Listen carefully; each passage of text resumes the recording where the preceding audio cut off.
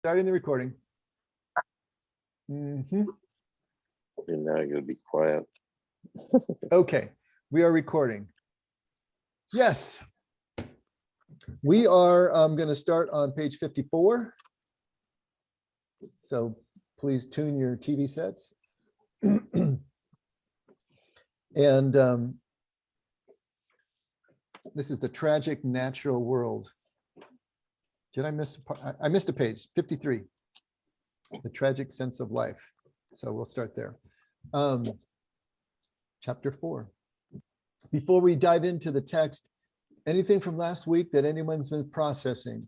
Anything that you wanted to revisit, bring up? Anything you're thinking about? All right. Well, then we carry on.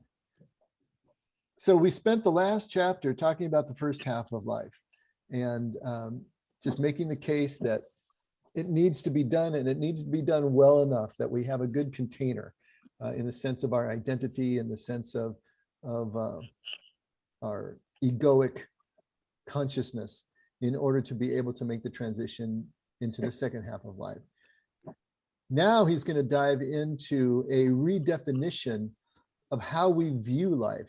And this is going to be interesting, I think, for us to maybe kick around a little bit, because it does force a different perspective, a different point of view. Now, for those of us who have been in the effect for a while, maybe it won't be as head turning or groundbreaking, because we've talked about this, I think, a lot, but maybe not in quite as stark terms. So let's just move into this, and we'll stop for process points along the way. The tragic sense of life, there's an epigram. In the deeps are the violence and terror of which psychology has warned us. But if you ride these monsters down, if you drop with them further over the world's rim, you find what our sciences cannot locate or name. The substrate, the ocean or matrix or ether, which buoys the rest, which gives goodness its power for good and evil its power of evil. The unified field, our complex and inexplicable caring for each other and for our life together here. This is given, it's not learned. And that's Annie Dillard, Teaching a Stone to Talk. There's a good title for a book, huh? The exact phrase, the tragic sense of life, was first popularized in the early 20th century by the Spanish philosopher Miguel de Unamuno, who courageously told his European world that they had distorted the meaning of faith by aligning it with the Western philosophy of progress, rather than with what he saw as rather evident in the Judeo-Christian scriptures. Jesus and the Jewish prophets were fully at home with the tragic sense of life, the tragic sense of life, and it made the shape and nature of reality very different for them. For Unamuno, and maybe still for us. By this clear and honest phrase, I understand Unamuno to mean that life is not, nor ever has been, a straight line forward. According to him, life is characterized much more by exception and disorder than by total or perfect order. Life, as the biblical tradition makes clear, is both loss and renewal, death and resurrection, chaos and healing at the same time. Life seems to be a collision of opposites. Unamuno equates the notion of faith with trust, and in an underlying life force so strong that it even includes death. Faith also includes reason, but is a larger category than reason for Unamuno. Truth is not always about pragmatic problem solving and making things work, but about reconciling contradictions. Just because something might have some dire effects does not mean it is not true or even good. Just because something pleases people does not make it true either. Life is inherently tragic, and that is the truth that only faith, but not our seeming logic, can accept. This is my amateur and very partial summary of the thought of the great Spanish philosopher. Okay, just those 2 paragraphs. How does that strike you? Life is inherently tragic, and that is the truth that only faith, but not our seeming logic, can accept. Kind of sums up where he's going with this. Life is not, nor ever has been, a straight line forward, characterized much more by exception and disorder than by total or perfect order. A collision of opposites.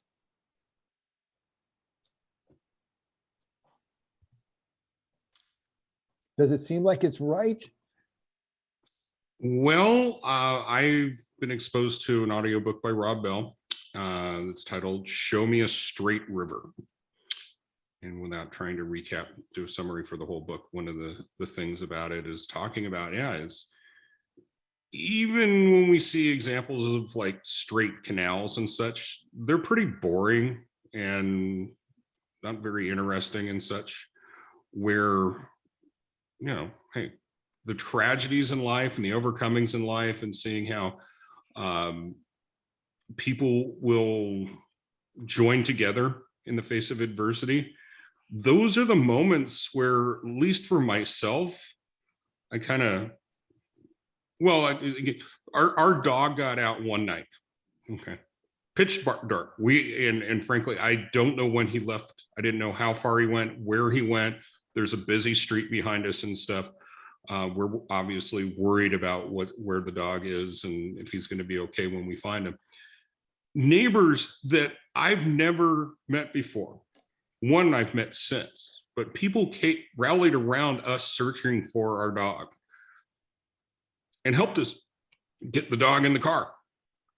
Okay, so again, not necessarily fighting Nazis kind of stuff, but in a moment of our crisis level, being old and living in a senior community and stuff, crisis level at that moment in time. But yeah, if it wasn't for these things that I'd prefer to avoid, those moments when I contemplate, why does it have to be this hard? And then coming back to Rob Bell's thing and talking about how like oak trees produce millions of acorns and maybe produce 2 trees kind of stuff. So again, the futility of life as well and stuff, these things that reality is a little different than I'd expect it to be. So when I'm hearing Rohr use the word inherently, or words of inherently tragic and such, maybe it's more standard operating procedure is difficulties and challenge, or I'm missing right now. Wasn't Campbell, but Scott Peck. Life is hard. And by me just acknowledging that, then I don't have to necessarily fight. As I said, it might have just been as soon as last week and stuff. Basically, things aren't easy, but they've gotten easier because I stopped fighting and resisting everything, more accepting and allowing. And again, the kind of thing that we're coming back to what Rohr was in those last 2 paragraphs, accepting and allowing because of faith. Okay. Any other reactions to this? I'm just wondering what the group thinks about, or if it's been their experience that when they're in crisis, maybe not always right at the time, but afterward looking back, that they realize it's when they were most alive. I agree with you, Becky. I don't think life is inherently tragic at all. I think it's inherently beautiful. There's so many incredible things. It just depends upon where you put your focus. You could take that same author who says life is inherently tragic and put him in front of his wife, delivering his first son, which he's been praying to God to give him a son. And all of a sudden life is inherently beautiful at that moment. Nothing's changed other than the fact that his wife is in the middle of giving birth with his life circumstances, but because of where his focus is at the moment, it appears to be inherently beautiful, and he's experiencing it that way. Jesus said, in this world, you'll have tribulation.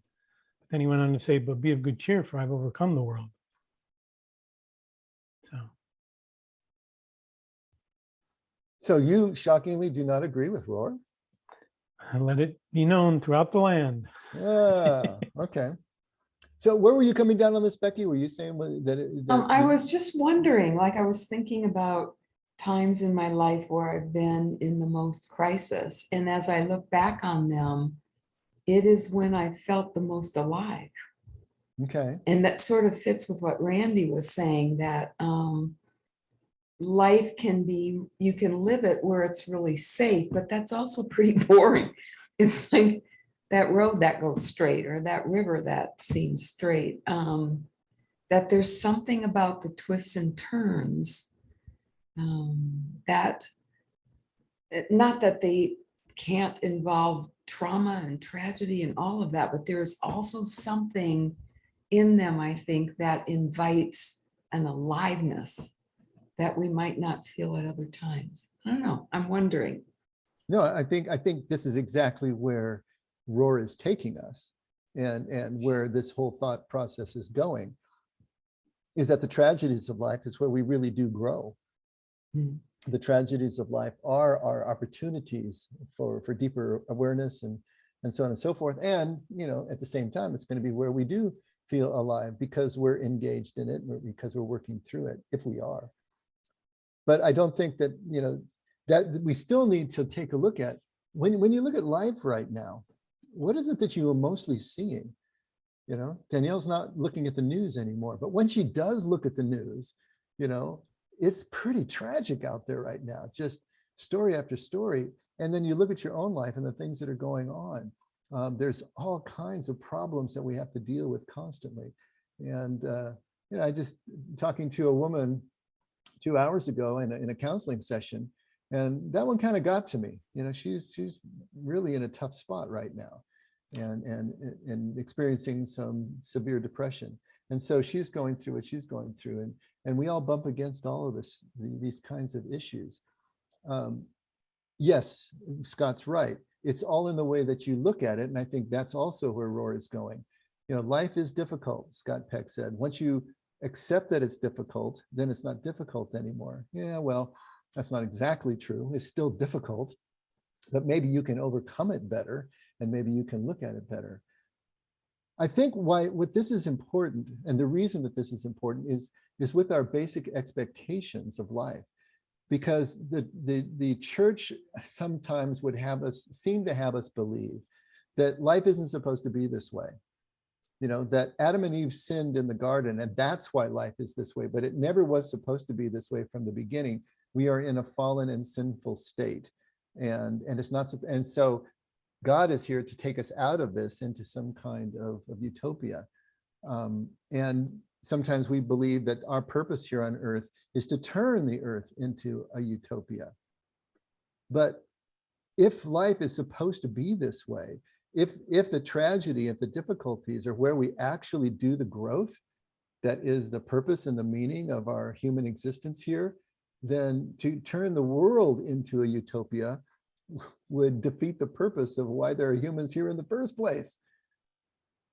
See, that this, and you may not agree with that statement, and that's certainly your prerogative, but to think about this more deeply, why is the world the way it is?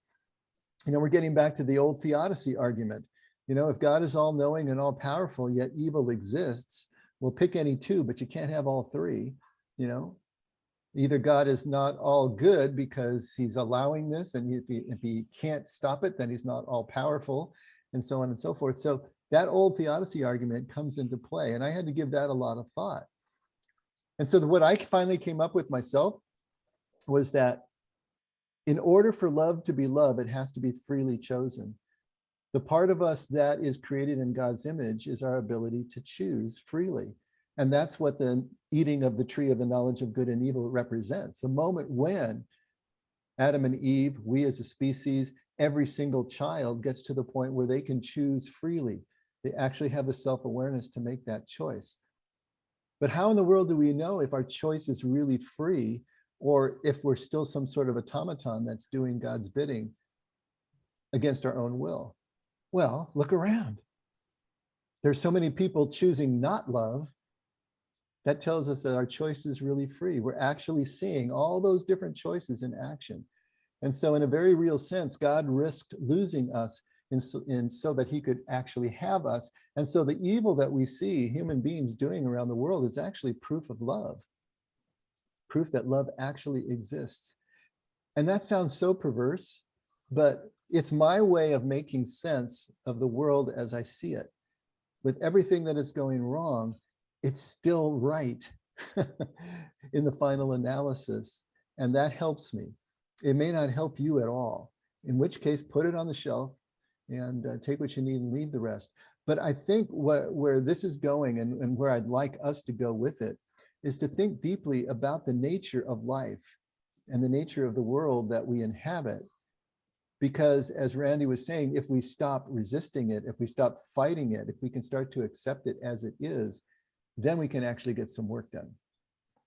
But it really does force a philosophical journey for us to take.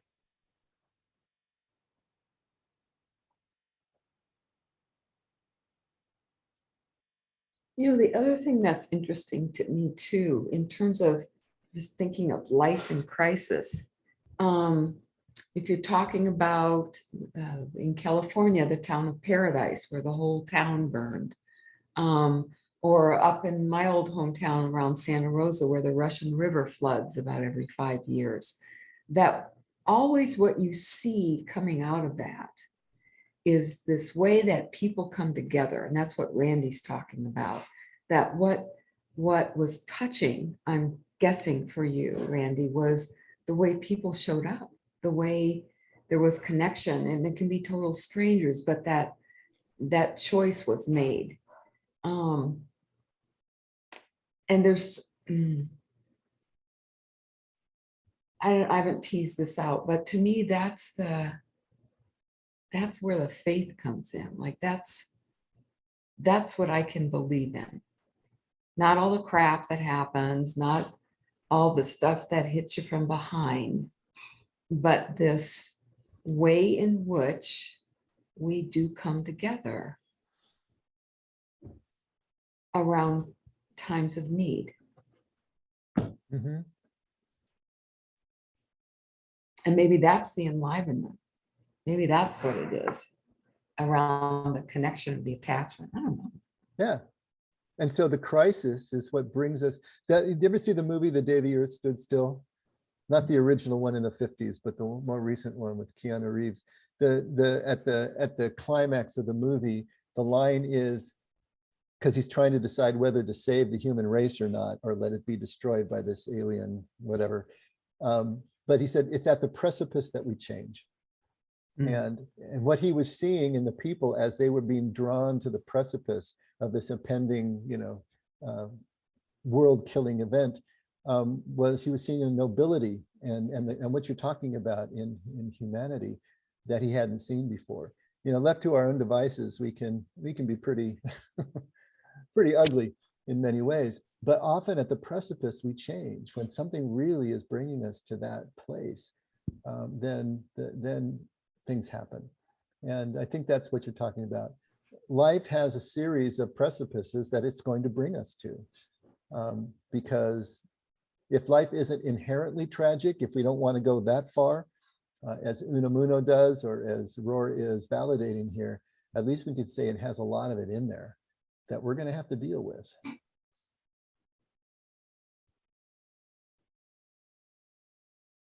So it's something to think about. Is life the way it should be? Or are we in this fallen state and God never intended life to be this way? Is it our job to try to fix life in the macro, to turn this world into a utopia? Or are we supposed to use the world as it is to, iron sharpening iron, be able to do what we're here to do? If there were no precipices, then would we be able to change? So these are questions to ask, because it's going to have a profound effect on the way that you approach life. Is this world the way it's supposed to be? What am I to learn from it? Or am I supposed to change it? It was never supposed to be this way. Just basic questions. We can carry on. The tragic natural world, tragic in quotes. In our time, it is quantum physics that shows us how true Unamuno's explanation might really be. Most of us were formed by Newtonian worldviews, in which everything had a clear cause and equal effect, what might be called an if-then worldview. All causality was clear and defined.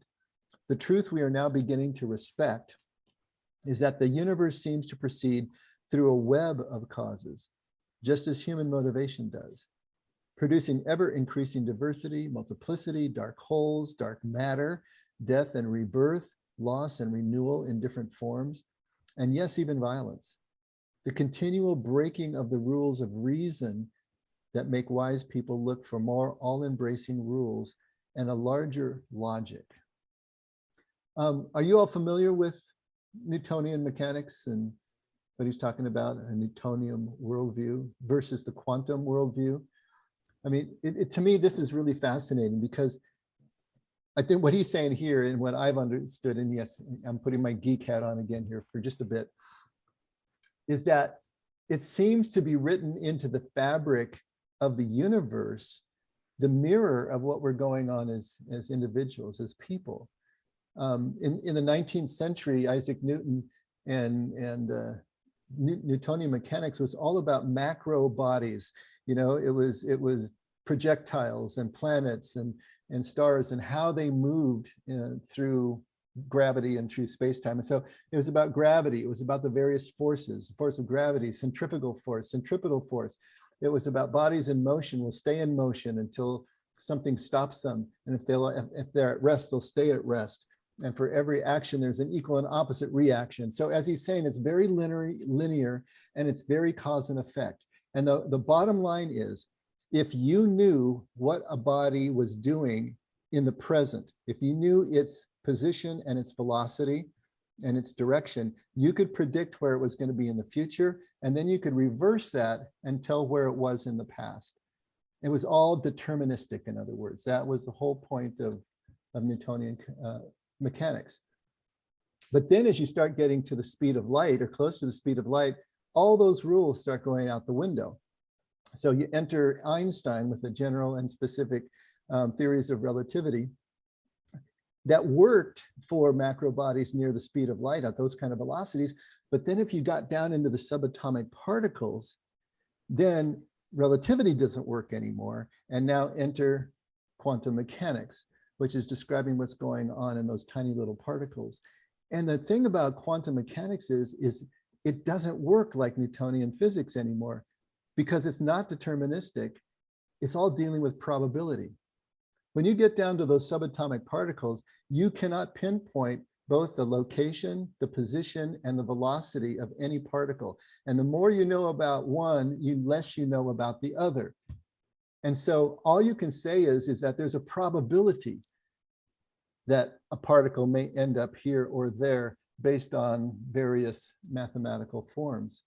And so instead of a deterministic kind of thing, you have this probability. Einstein hated that. He said that God doesn't play dice, you know, when quantum mechanics was starting to come out with this idea that there's a randomness at the core of the fabric of the universe when you really get down into the smallest particles. And so quantum mechanics is starting to tell us something different about the universe, that it plays by different rules, that logic doesn't hold anymore. It doesn't make sense to us logically what's happening at the subatomic level. And here's where I think it kind of came together for me. I've been a science fiction fan all my life, but Isaac Asimov was one of the pioneers of science fiction.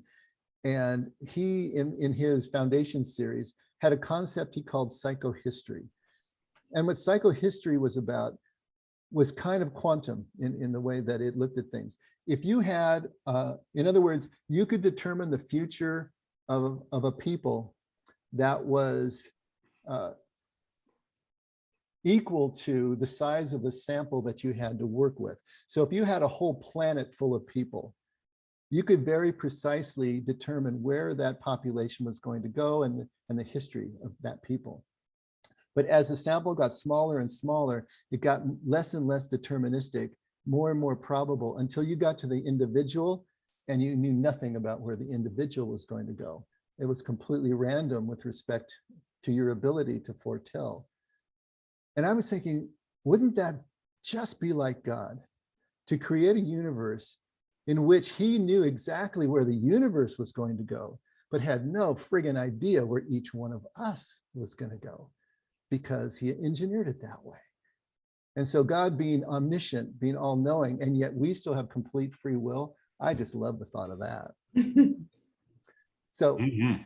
you can take that or leave it, but what he's trying to say here, at least, is that the natural world, as we start to understand it more and more, is not the neat and uniform, tied with a bow, cause and effect kind of universe that we would like it to be, because we are so intolerant of uncertainty.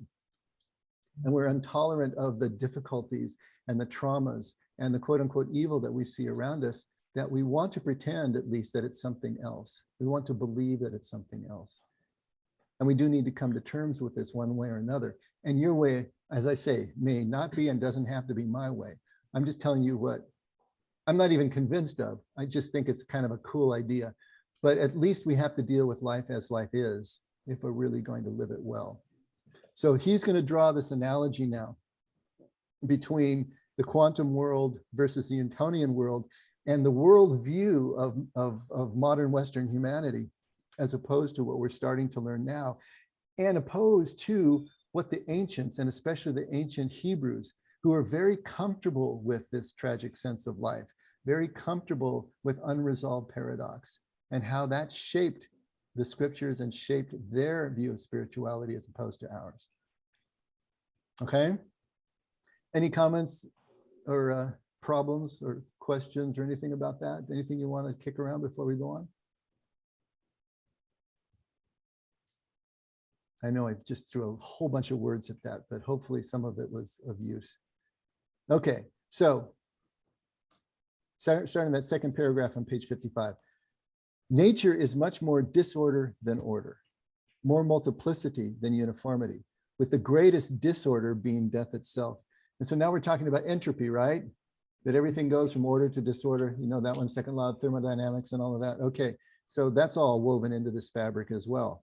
In the spiritual life and now in science, we learn much more by honoring and learning from the exceptions than by just imposing our previous certain rules to make everything fit. You can see perhaps what Jesus and Paul both meant by telling us to honor the least of the brothers and sisters and to clothe them with the greatest care. It is those creatures and those humans who are on the edge of what we have defined as normal, proper, or good, who often have the most to teach us. They tend to reveal the shadow and mysterious side of things. Such constant exceptions make us revisit the so-called rule and what we call normal and recalibrate. The exceptions keep us humble and searching and not rushing toward resolution to allay our anxiety. Making sense? Is it clear what he means by the exceptions? Reminds me of Danielle's encounter with homeless people. Does that fit for you, Danielle, with that statement?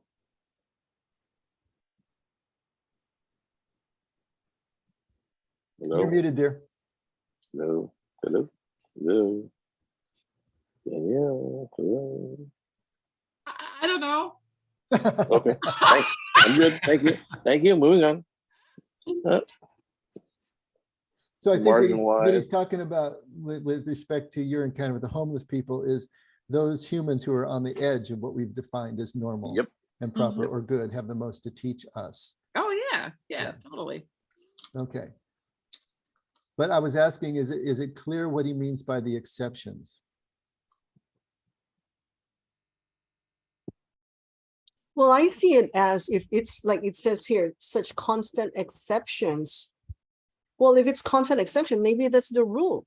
The rule is there are exceptions forever. No, he's not calling them constant exceptions. He's saying, okay, start from the top again. Nature is much more disorder than order, more multiplicity than uniformity, with the greatest disorder being death itself. In the spiritual life, And now in science, we learn much more by honoring and learning from the exceptions than by just imposing our previous certain rules to make everything fit. So he's saying the exceptions to the rules as we see them, our Newtonian view of the universe, that it's all this ordered thing and cause and effect and all of that. But then as we actually live life, if we're paying attention, we're seeing all these exceptions to that. They're not constant exceptions, but they are exceptions, at least to the rule as we understand it. Does that make sense? So what doesn't fit your worldview that you are struggling with, that annoys you, that offends you? Yeah, that's what he kept saying. Look at what offends you, because what is offending you is the exception to your rule of the way things should be, your rule of the way So- life is supposed to be. Yeah, so maybe the rule has to be remade. That's Because exactly through what he's saying. exceptions- Yeah, it's through the Exactly. exceptions that you say, oh, my framework doesn't work. Oh, I have to rearrange this. If only people would say that though, right, Ellen? Because what do we normally do? We pound the exceptions down. We shout them down. We push them away. We try to make them fit the rule. It's what we typically do. Rather than saying, hey, yeah, maybe my rule doesn't work. If my rule really doesn't embrace life as life actually presents to me, if it doesn't encompass these exceptions, then is it a good enough rule, really? So yes, Alan, you're absolutely right. He calls it recalibrate. They tend, these exceptions, these people who live on the edge, tend to reveal the shadow and mysterious side of things.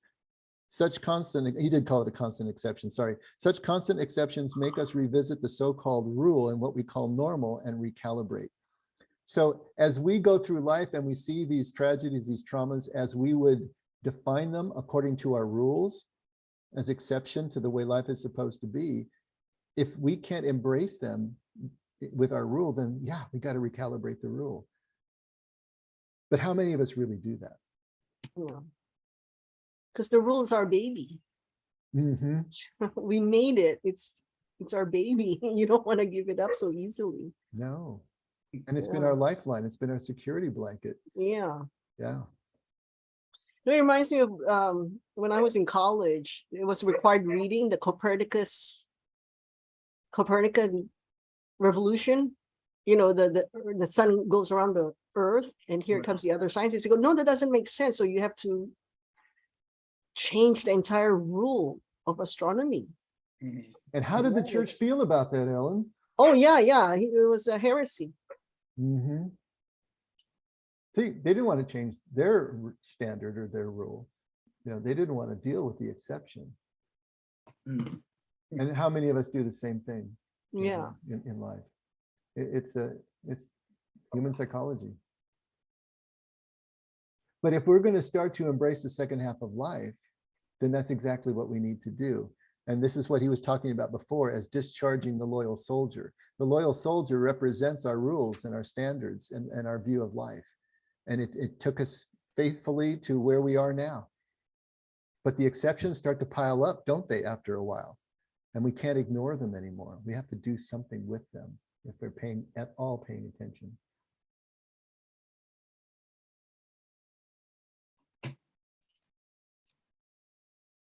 Okay, so our daily experience of this world is almost nothing like Plato's world of universal and perfect forms and ideas. It is always filled with huge diversity and variations on every theme, from neutrino light inside of darkness, to male seahorses that bear their young, to the most extraordinary flowers that only open at night for no one to see.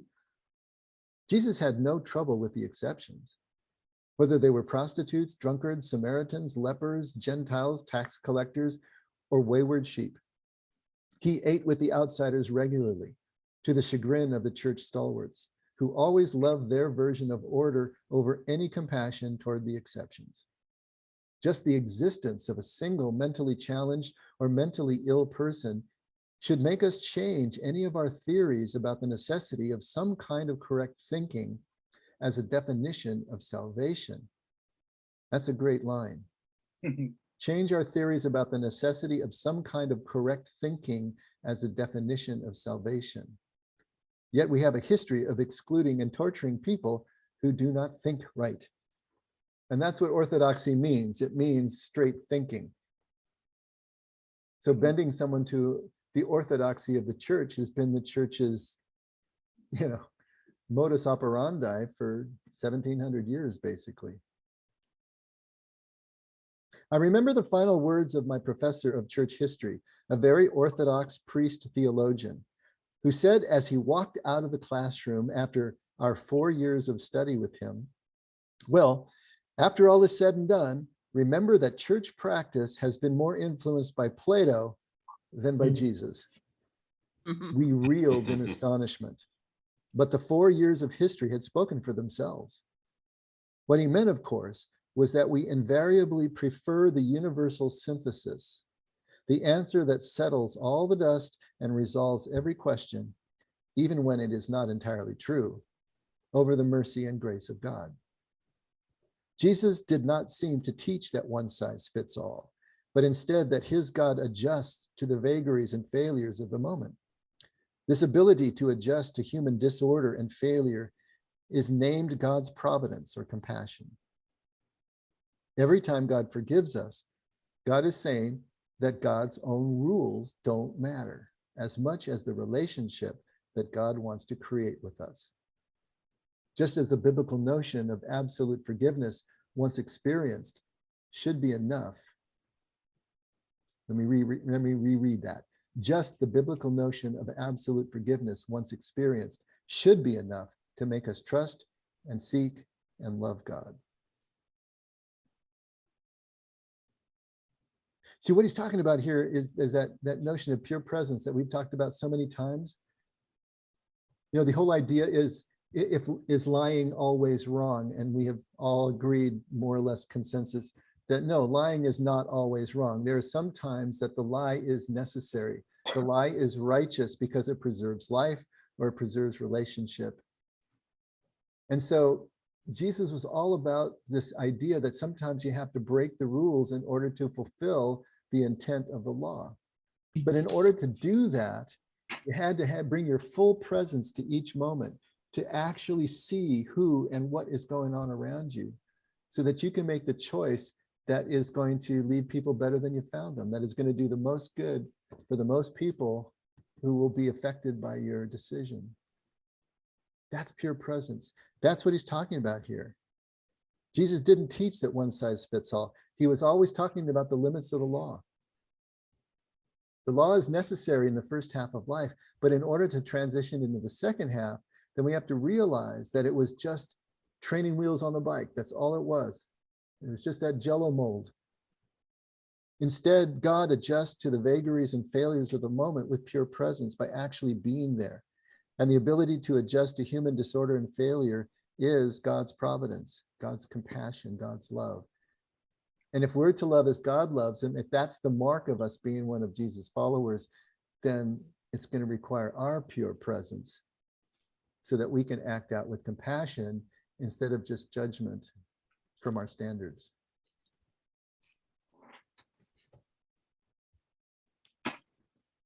Yeah, all the Sabbath controversies, remember, what you could and couldn't do on the Sabbath, that was part and parcel to this. Here's the rule to do no work on the Sabbath, and here's Jesus not actually ever breaking the written law, because he never did, but he was certainly breaking the oral tradition of the Pharisees over and over again, and doing it purposefully to illustrate that in order to fulfill the intent of the Sabbath law, you had to break some of the rules of the oral tradition. And this is just who Jesus was. You just see this over and over again. Discharge the loyal soldier. Let go of the standards so that you can actually be present to what's going on around you.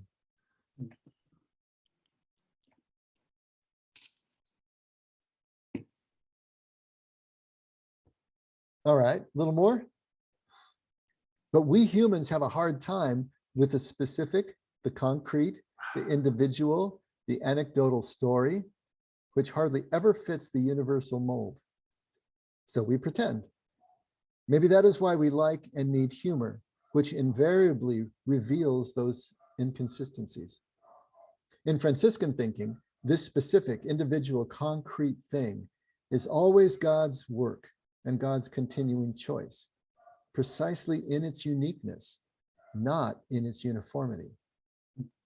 Duns Scotus calls it thisness.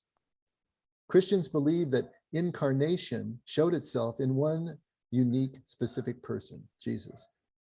It becomes his pattern too, as he leaves the 99 for the one lost sheep. Some theologians have called this divine pattern of incarnation the scandal of the particular. Our mind, it seems, is more pleased with universals, never broken, always applicable rules and patterns that allow us to predict and control things. This is good for science, but lousy for religion.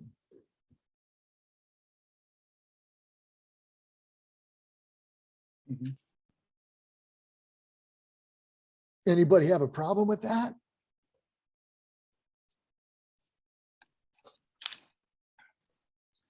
I would just add that it's lousy for love in general. Yeah, what he said. This, this goes right back to do not judge. I mean, it's so funny that one line, do not judge, Matthew 7, is huge in its implications. There are so many ramifications to that one line. And I think it's right in with what he's talking about. We're more pleased with the universals. We want black and white rules that tell us exactly what to do without any risk. Just do this, do that. There's a mathematical equation. It equals salvation. It equals approval. We don't have to worry about anything. We don't even have to bring our minds to the game. We just show up. We know the rules. Just follow the rules and everything will be fine. Because then we feel like we have some control. Then we feel like we can minimize risk because we're very risk adverse. But it doesn't work if you're trying to have a love relationship. Can't work that way. If you've ever been with somebody who was just a rule follower, it always ends up that they're intolerant. It always ends up that they're judgmental. I mean, there's no way around that. Got to be able to give and take as love demands.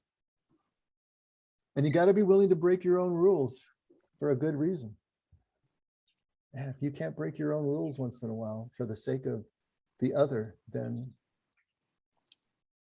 that's not going to be a satisfying relationship.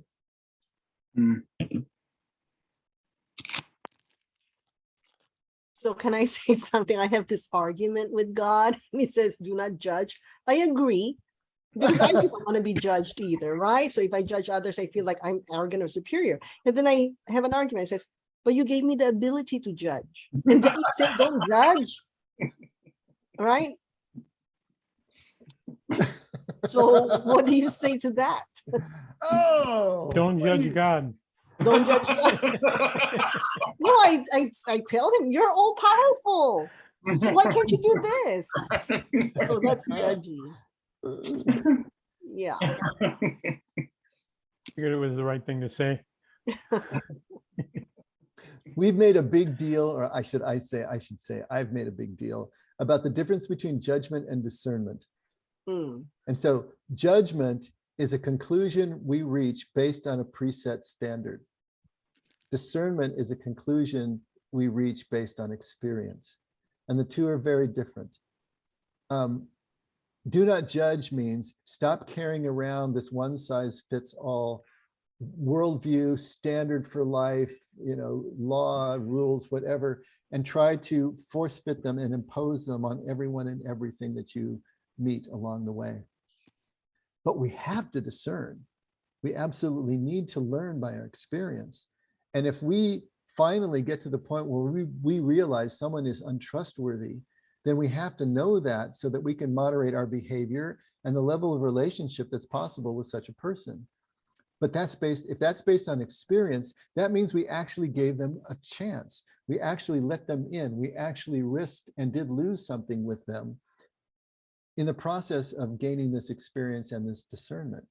But if we start a relationship just imposing this judgment on them, then we don't have a relationship at all.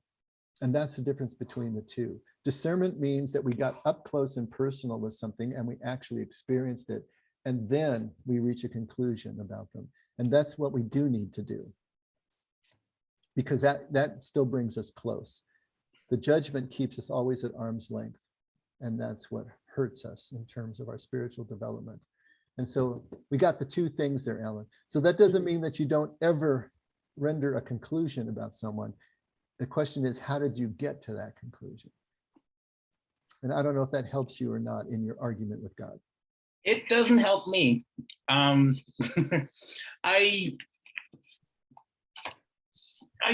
don't like the distinction of, like, I understand your definition of judgment versus discernment,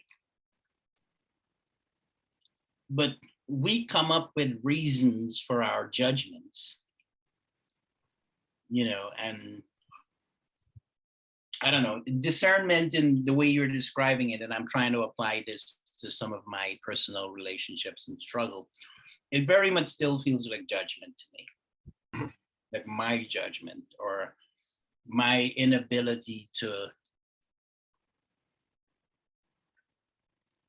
move above this standard or this expectation or whatever the case might be. Like I'm just, I don't know exactly what I'm pushing back against here, but I don't like the distinction. I don't feel like it helps me.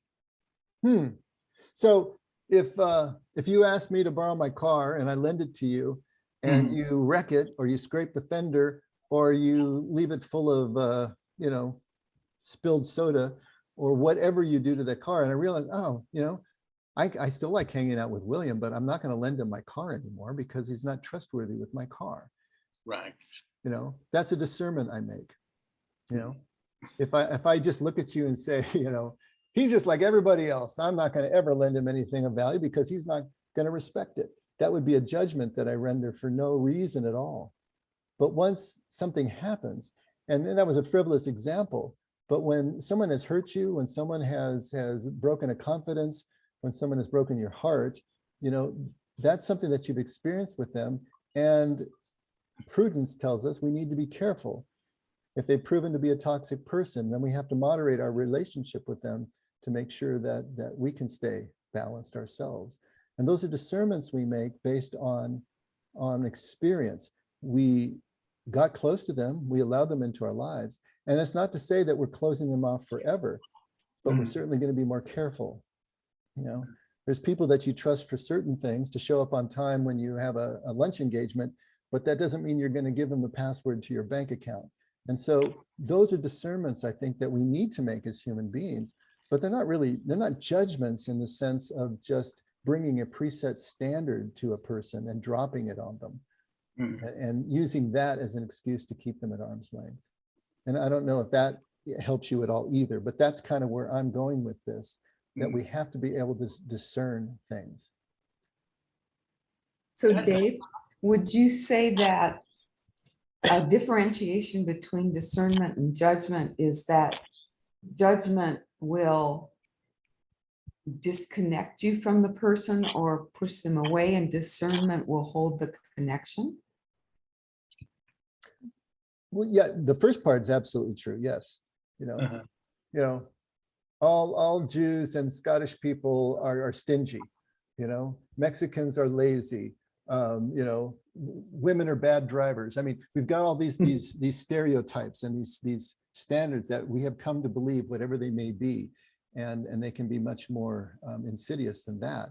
But these are judgments that we have that will not even allow us to get close to a person because we've already prejudged them. We know from across the parking lot because of what we see, and we've already placed them in a category in our heads, in our hearts, and that's set in stone.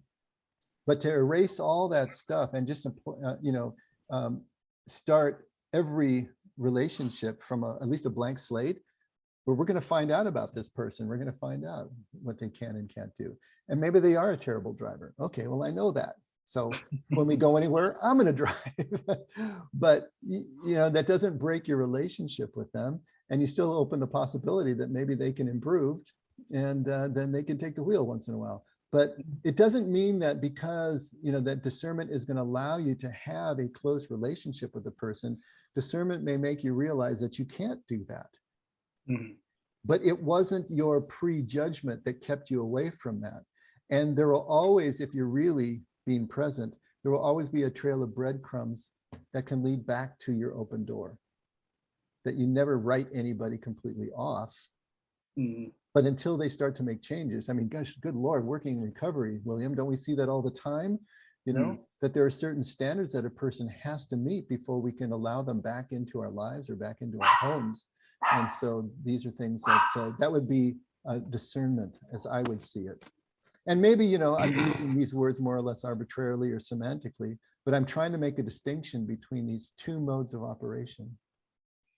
Isn't discernment a process where judgment is a proclamation? That would be another way to put it. Yeah. Mhm. You say it again, Scotty? Discernment is a process of a judgment. In other words, to get to the judgment, you employ your discernment and discern whether things are right or wrong, left or right, bigger, smaller, etc., how they fit into whatever agenda or issue you're up against. And then eventually you get to the point where you reach the end of your wisdom and you make a judgment about what to do about it, if anything. Well, try not to use the word judgment, maybe a conclusion. Conclusion. Because now we're really muddying the waters. But yes, discernment would be a process that requires some level of relationship, whereas judgment is a proclamation that you make based on these people, how they fit into your categories. Yeah, I think I'm coming to that thinking where judgment is more like, he should know better. Like what? You know, that type of thinking, like, you know, let's say with my girls, you're old enough to know this. So it's that harshness, that judgment. Well, they don't know enough. So that's discernment. Like, okay, that's a teachable moment, I guess. Mhm. Yeah, But it's I'm still thinking that if I, you go before God and you still have a beef with someone, and God says, go away from me, you don't know me, or I forgot exactly how this scripture goes. But the idea is that if you still have this beef with someone, and that beef might be based on discernment, or I don't know. It very much, it's still like when I think of like love of the enemy, like you can be discerning in recognizing that this person is an enemy and this person has made efforts to harm you. But that's the proclamation is still to love the enemy. Well, what does that mean, William? Yeah, what Love does that the look enemy like? under those circumstances. Well, my fantasy is that it looks like turn the other cheek and forgive them for they know not what they do, and so on and so forth. Or something along those lines, like the greater the offense, the greater the cry for love, the greater, like, love corrects everything. So you just keep giving them the knife and pull down your shirt collar? I mean, is that what we're talking here? No, I don't know if, well, I guess that's one of the areas where I'm stuck in my liminal space, I guess. But there is the rule of the greater the offense, the greater the cry for love. The greater the offense, the greater the cry for grace. We don't know grace, or we don't understand grace until we understand what Christ did for us. It wasn't earned. I'm sure Christ was discerning. One would imagine. And it was still offered freely. And there's a cleanliness to that model. And I like it, and it's worked for years. And now it's getting muddy up with this discernment. Did your neat and uniform standard get some exceptions pounded? Is that what you're saying, Elaine? Welcome. I Yes. tried to warn you, William, don't judge. But I mean, when you think of some of the basic things, don't judge, turn the other cheek, forgive them for they know not what they do. You know, when you look at the examples of people that Jesus was saying that about, you know, a discerning person would have recognized clearly that these people are not friendlies. But that wasn't the position that Jesus took. You know, he didn't differentiate between, you know what I There's mean? times when he did. There's some times when he did, Billy. My God, he said, certainly get away from me, you white sepulchres. You're twice dead. He made judgments about people. He had some pretty harsh words for them. There were certainly times where he reached the end of his discernment, his tolerance, and said, "Okay, get away from me. You're causing more death by your presence than encouragement." So he's very harsh with some people, usually spiritual leaders. Very clearly, he had some issues with people. It wasn't like a milk toast, so everything's okay, and turn the other cheek, and it's okay, everything's okay. It's not, no. You reach an end to that tolerance. You recognize what it was and call it for what it was. There's nothing wrong with that. It's to reach that conclusion. But it happened with experience, not with some intolerance. Everybody's like that. Right. I think it's important to also remember that if we discern something negative about somebody, that doesn't mean that we have to be offended. That doesn't mean we have to carry a resentment. And it certainly doesn't mean that we are going to get even, you know, and that turning the other cheek is not about continuing to leave yourself open to continued harm. It means that you don't return evil for evil. You don't slap them back, in other words. That's really the sense of that saying. It doesn't mean that we don't protect ourselves, but it does mean that we don't try to take revenge. It does mean that we don't try to do to them what they did to us because it was so wrong. That's the sense of that. And so, yes, we have to be able to protect ourselves. We have to be able to protect those who can't protect themselves from someone who is clearly a perpetrator. But we don't impose that judgment on them until we have actually discerned and experienced the issue that we need to face. And even as we face it, that doesn't mean that we have to have any animosity toward that person. We can still wish and hope that they are going to clean themselves up, you know, make a turn. How many people did it take prison to actually get them to turn their lives around? You know, maybe the best thing we can do for them is to actually prosecute them and let them face the consequences of actions, which will actually save the rest of their lives.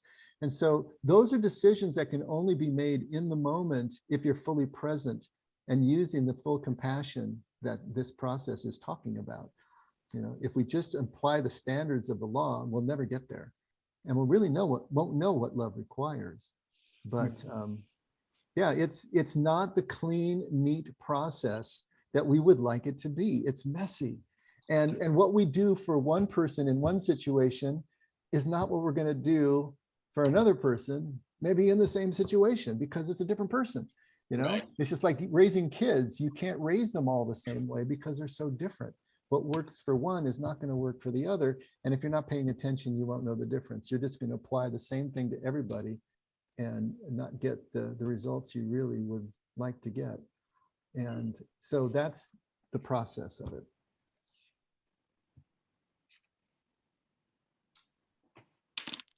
Getting any clearer for anybody? But once again, pay attention to what offends you. Pay attention to what annoys you. Pay attention to what just ties you in knots. And take a look at that. Why is it so offensive? You know, is it really just because it's poking against your neat and tidy assumptions and standards? You know, do you need to recalibrate your worldview to encompass these exceptions that you keep running up against again and again and again? And are you malleable enough to do that? Are you willing to be tested and challenged in that particular way? Because if you're not, then you're not really occupying liminal space. You're not really in the doorway, and you're not one who can see both sides and move with that. And that's what second half of life spirituality is really all about. Moving into that kind of space, discharging the loyal soldier, right? Okay, so we are at time. That was a quick hour, man. That went by really quickly. So thanks again for a great discussion, everybody. Yeah, we're done for another week. So we'll see you Sunday morning. We'll see you Tuesday. Scotty, you have an ending prayer for us? Sure. Father God, we're so grateful to be here and grateful that you're here and learning differences between wisdom and discernment and judgment and your principles and just trying to figure this whole mess out, which we don't want to do without you. We don't want to leave you out of the process, Lord. Thanks for giving us free will, but we choose with our free will to give it back to you and say, have your way in our lives, Lord. Thank you for the way you love us and you care for us and take care of us. We thank you and we praise you in Jesus' holy name. Amen. Amen. Amen. So I think we should start with see where William has ended up on the judgment discernment scale in a week. We'll start with that next week. Ooh, I like that. See where Is it you're a at scale by of then. 1 to 10 or 1 to 100 or? See if your needle is moved at all, William, because I know you're going to think about it. I know you. We'll see. All right. Okay, everybody. Thanks so much. See ya. See you soon. Okay, bye-bye. Bye, Bye, guys. Jordana. Yes, Frank. Yes. Yes. Okay. All right. I'll call you. All right. Good night, guys. Good night, Sandy. Good night. Good night, William. Good night, Jordana and Linda and See you Marion. guys on Sunday. Okay, see you Sunday, Saturday. All right, bye. Bye.